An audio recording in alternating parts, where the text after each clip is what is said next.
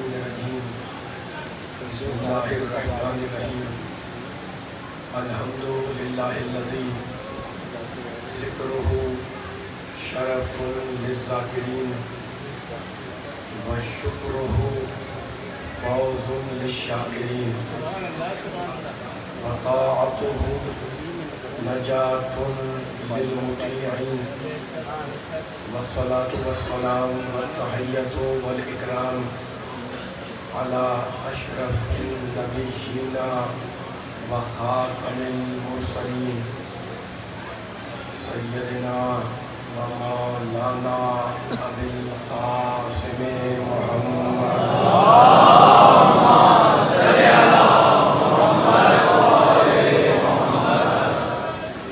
وأهل بيته الطيبين الطاهرين المعصومين المظلومين أما بعد فقد قال الله سبحانه وتعالى في محكم كتابه المبين بسم الله الرحمن الرحيم فمن يرد الله أن يهديه يشرح صدره للإسلام ومن يرد أن يضله يجعل صدره ضيقا حرجا كأنما يصعد في السماء صلوات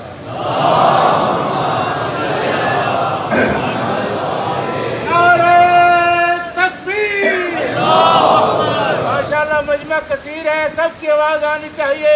مولا کے مشن میں، مولا کے ذکر میں آپ سب حاضر ہیں۔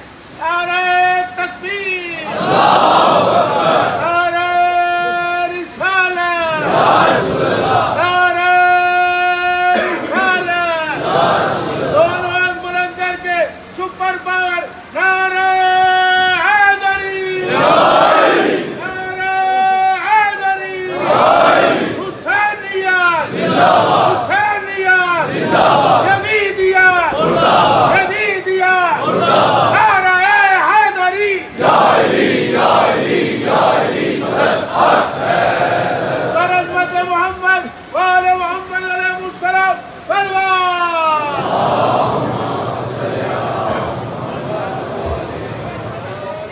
سامعین کرام،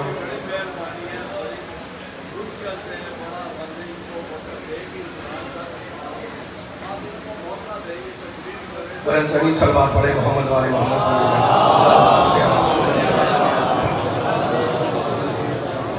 سامعین کرام، حضرات گرامی قدر، اس انتہائی عظیم الشان مجلس اعزا سے آپ حضرات کے سامنے خطاب کی سعادت اور خطاب کا شرف حاصل کرنے کے لیے میں نے قرآن پاک کے انتہائی پاک کلمات کو اس مجلس کا سرنامہ سخن قرار دیا ہے۔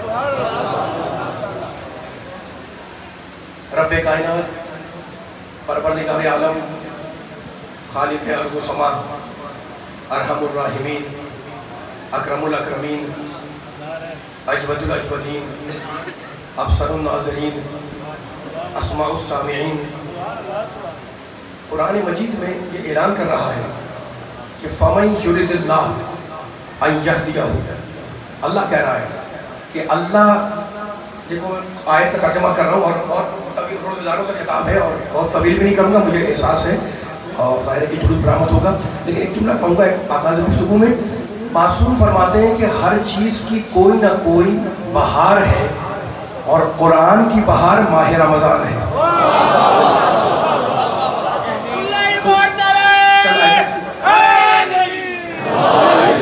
میرا ساتھ دیتے رہیے گا تاکہ میں آدھے 40 گھنٹے 40 منٹ کے اندر آپ کے سامنے کوئی پیغام دے دوں انشاءاللہ۔ فَمَن يُرِدِ اللَّهُ أَن يَهْدِيَهُ، اللہ کہتا ہے کہ اللہ جس کی بھی ہدایت کا ارادہ کرتا ہے، یشرح صدرہ للاسلام، اس کے سینے کو اسلام کے لیے کھول دیتا ہے۔ وَمَن يُرِدْ أَن يُضِلَّهُ، اور اللہ جس کو گمراہی میں رکھنا چاہتا ہے، یجعل صدرہ ضیقا حرجا، اس کے سینے کو تنگ کر دیتا ہے۔ کأنما یصعد فی السماء، گویا کہ وہ انسان آسمانوں میں پرواز کر رہا ہے۔ یہ سورہ انعام کی آیت ہے۔ اور پھر پروردگار عالم نے قرآن مجید میں ارشاد فرمایا وَلَٰكِن مَنْ شَرَحَ بِالْكُفْرِ صَدْرًا فَعَلَيْهِمْ غَضَبٌ مِّنَ اللَّهِ وَلَهُمْ عَذَابٌ عَظِيمٌ. کہتا ہے سورہ نحل کی آیت 16واں سورہ کہتا ہے وَلَٰكِن مَنْ شَرَحَ بِالْكُفْرِ، جس نے اپنا سینہ کفر کے لیے کھولا، جس نے اپنا سینہ کفر کے لیے کشادہ کیا، اس پر اللہ کا غضب بھی ہے اور اللہ کا عذاب بھی ہے. یہ دو آیتیں ہو گئی.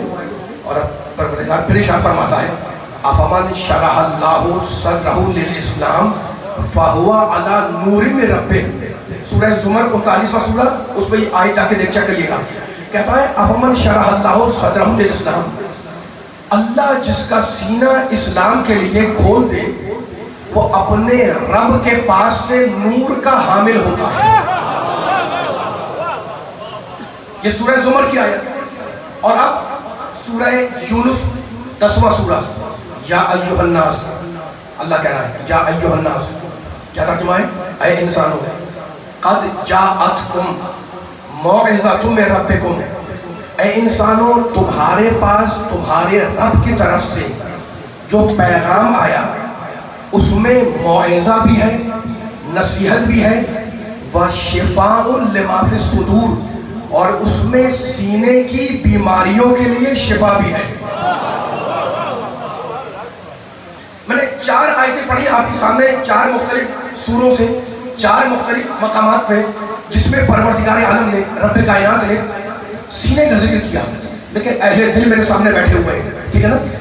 انسان کے پاس اہل دل بیٹھے ہوئے ہیں. دل اللہ نے انسان کے بدن کے اندر دل بھی رکھا، سینہ بھی رکھا، ٹھیک ہے نا. دل تنگ بھی ہوتا ہے، کشادہ بھی ہوتا ہے. سینہ تنگ بھی ہوتا ہے، کشادہ بھی ہوتا ہے. آپ کہتے ہیں جناب بڑا تنگ دل انسان ہے نا. یہ تنگ ہونا یا کشادہ ہونا یہ دونوں صفتیں نہ مطلق طور پر اچھی ہیں نہ مطلق طور پر بری ہیں.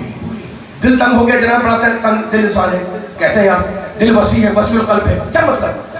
تو یہ دونوں صفتیں تنگ ہونا یا کشادہ ہونا یہ پورے طریقے سے نہ خیر ہے نہ پورے طریقے سے شر ہے. بلکہ عزیزوں اس امر کو، اس بات کو دیکھنا ہوتا ہے جس بات کے لیے سینہ کشادہ ہو یا تنگ ہو. یعنی اگر اچھی بات کے لیے انسان کا دل کشادہ ہوا تو انسان بہت اچھا انسان، اور اگر بری بات کے لیے کشادہ ہوا تو انسان برا انسان. تو گفتگو کا خلاصہ کرنے کی نا کہ دیکھنا یہ ہے کہ انسان کا دل کشادہ ہو رہا ہے کس بات کے لیے. اگر اچھی بات ہے تو اچھا انسان، بری بات ہے برا انسان، ٹھیک ہے. اب اہل دل سے جملہ کہہ کے مثال دے کر بیان کو آگے لے جا رہا ہوں تاکہ فیصلہ ہو جائے، اور بہت طویل گفتگو نہیں کرنی. یہ آپ نے آیتیں اپنی ذہنوں کو سپورٹ کر لی تو مجھے کہنے دیں کہ دیکھو انسان کے بدن میں اللہ نے دل بھی رکھا، انسان کے بدن میں اللہ نے سینہ بھی رکھا. دل کا اپنا مقام، سینے کا اپنا مقام. دل ہے مرکز، دل ہے سینٹر، اور سینہ ہے اس تک جانے کا دروازہ. اتنا مجھے بیٹھا ذرا ساتھ دیگا. اس مثال سے کچھ علی نے ان کا بھی سنا دیا، بتلا دیا کہ امام وہ جو ماضی کا بھی علم رکھے مستقبل کا بھی. مولا بات رکھے، مولا سلامت رکھے. بس بیان کو آگے لے جا رہا ہوں میں، اور آپ زیادہ زحمت سماعتی دینا چاہ رہا ہوں میں. آپ خوش ہو گئے، آپ نے نعرہ لگا دیا، آپ نے ہاتھ بلند کر لیے، ہے نا، علی کے کعبے میں آنے پر خوش ہو گئے. لیکن میں بار بار کہتا ہوں کہ دشمنوں سے علی کے فضائل حلق سے اترتے نہیں ہیں.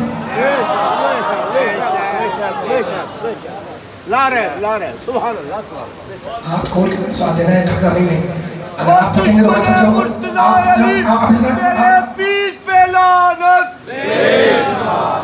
آخری کلمات میں کہیں بھی گھوڑے دل کے مسائل پیدا ہوں گا. میرا ساتھ دے کر رہنا جتنے بیٹھے ہیں بھائی، جس دل میں علی کی محبت ہے، علی کے فضائل سن رہا ہے، مولا آباد رکھ کے سلامت رکھ کے، ٹھیک ہے نا. آپ خوش ہو گئے، آپ نے علی کے فضائل پر ہاتھ بلند کر لیے. نعرہ تکبیر، نعرہ رسالت، نعرہ حیدری. علی کا ذکر ہے، علی کے آلے جب علی کا ذکر سنیں گے جوش میں آئیں گے، نعرے لگائیں گے، داد دیں گے. لیکن دشمنوں سے علی کے فضائل حلق سے نہیں اترتے. اب دلیل جملہ بیان کروں گا. اچھا تو اب علی والوں کو جوش آتا ہے. یہ جو کھڑے ہوئے میرے سامنے نوجوان بچے بزرگ کھڑے ہوئے علی کا ماتم کرنے کا، علی کا نعرہ لگاتے ہیں، ان کو جوش آتا ہے. جناب کی کوئی حدیث سنائی اس میں کا، کوئی آیت سنائی اس کو مانتے نہیں ہیں، حلق سے اترتے نہیں فضائل. تو ان سے کہہ رہا ہوں میں کہ بھئی گھبرانے کی بات نہیں ہے. کسی کے حلق سے اگر علی کے فضائل نہیں اترتے تو نہ اترے، علی کی شان میں آیتیں تو اتر رہی ہیں.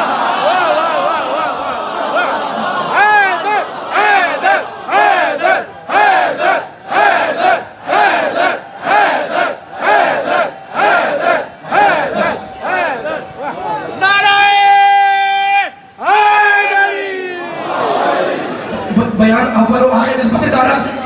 میں کعبے کا ذکر کرتا ہوں آگے آپ کے سامنے, ٹھیک ہے نا. یہ توحید پرست میرے سامنے کھڑے بیٹھے, سناؤ زمانے کو ڈنگے کی چوٹ پہ. میں کہہ رہا ہوں اسد اللہ جوہری امام بارگاہ میں یہاں پر آگے لاہور مرکزی مجلس میں کہ دیکھو خدا وحدہ لا شریک ہے, اس کی ذات میں کوئی شریک نہیں ہے نا.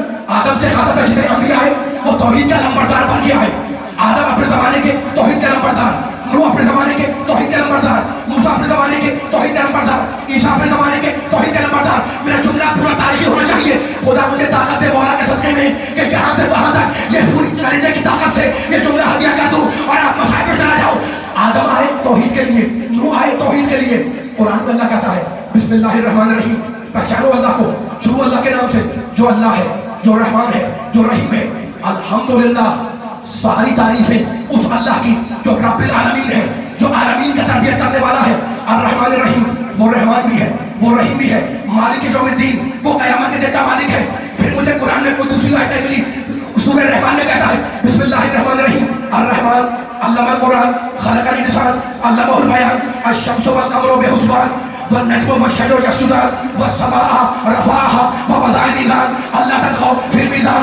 رحمان نے قرآن کی تعلیم دی, پھر انسان کو پیدا کیا, اسے بیان سکھلا دیا, اسے بیان سکھلا دیا.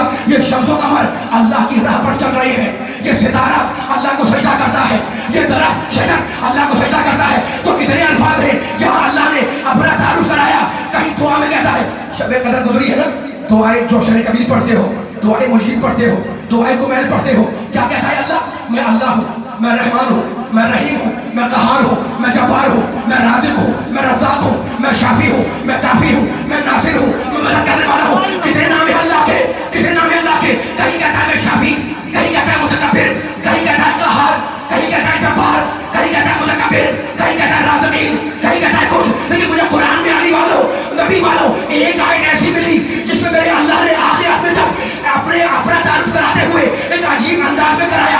کہنے لگا ان اللہ فالق الحب والنوا, میں اللہ وہ ہوں جو زمین کے سینے میں دانے کو شکافتہ کرتا ہوں.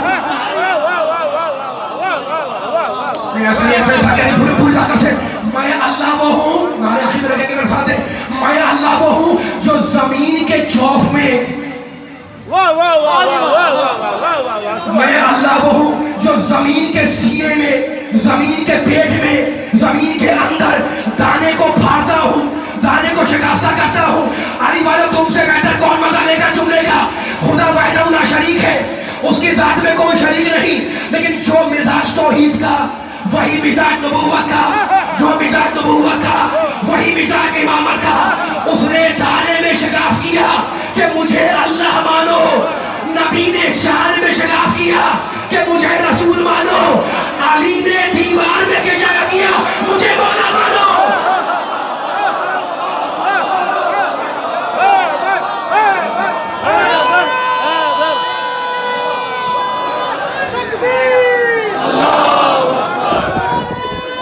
مل کے سارے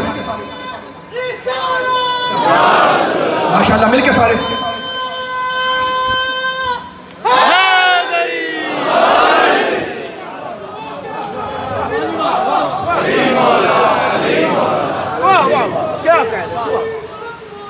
علی مولا, علی مولا, یا علی, یا علی, یا علی,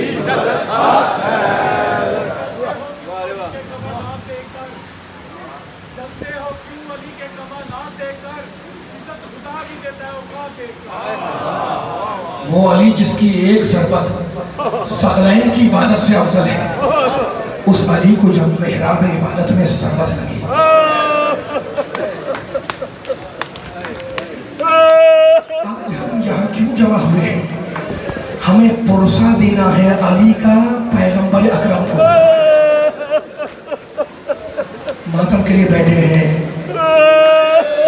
زیارت برآمد ہو گئی, اس کا انتظار کر رہے ہیں, روزے دار بیٹھے ہیں نا, تو ہم جمع ہوئے, ہمیں پرسہ دینا ہے علی کا فاطمہ زہرا کو، آج ہمیں پرسہ دینا ہے علی کا حسن اور حسین کو، اور مجھے آج پرسہ دینا ہے علی کا اس بیٹی کو جس کے دونوں ہاتھ رسیوں سے بندھے ہوئے تھے۔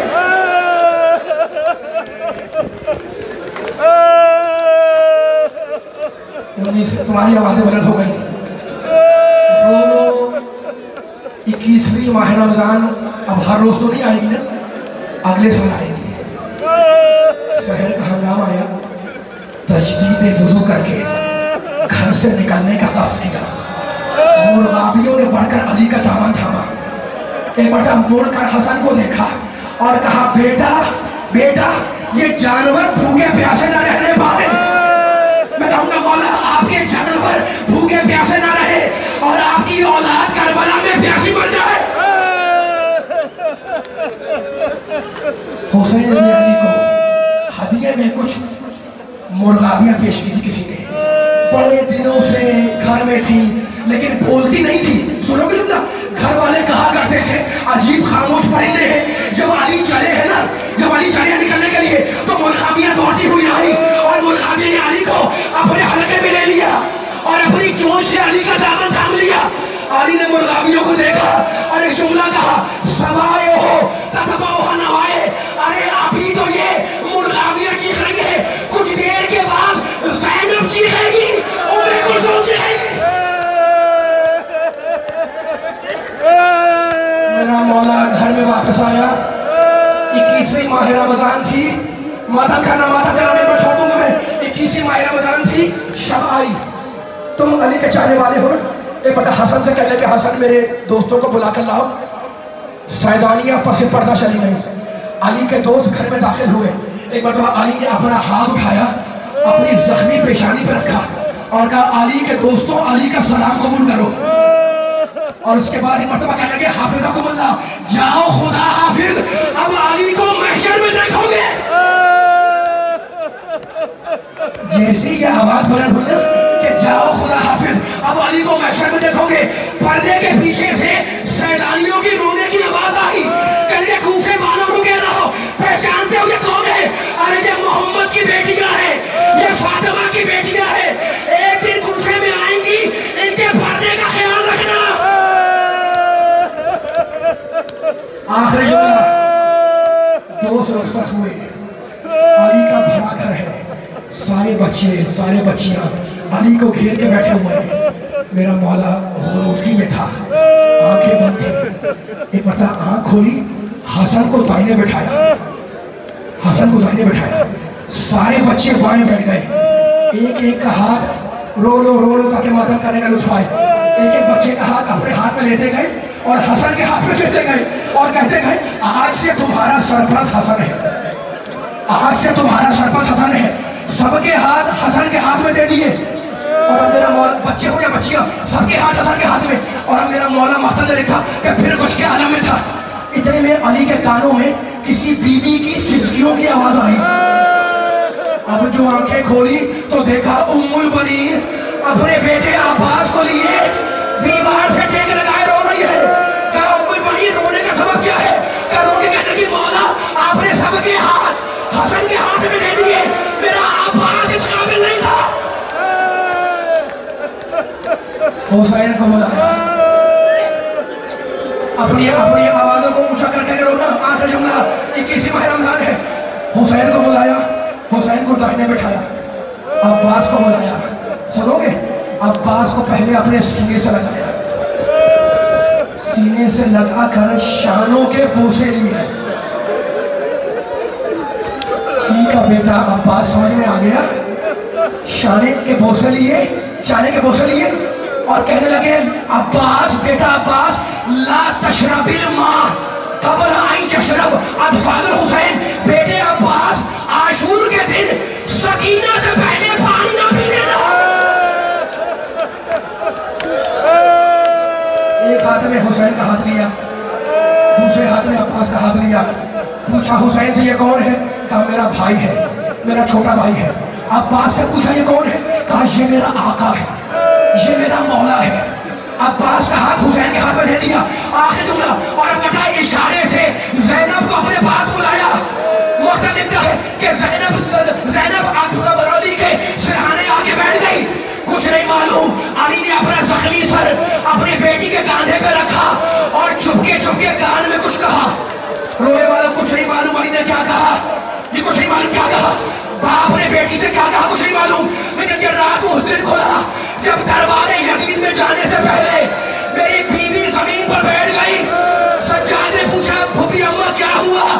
کہا 21ویں ماہ رمضان کو میرے بابا نے اپنا زخمی سر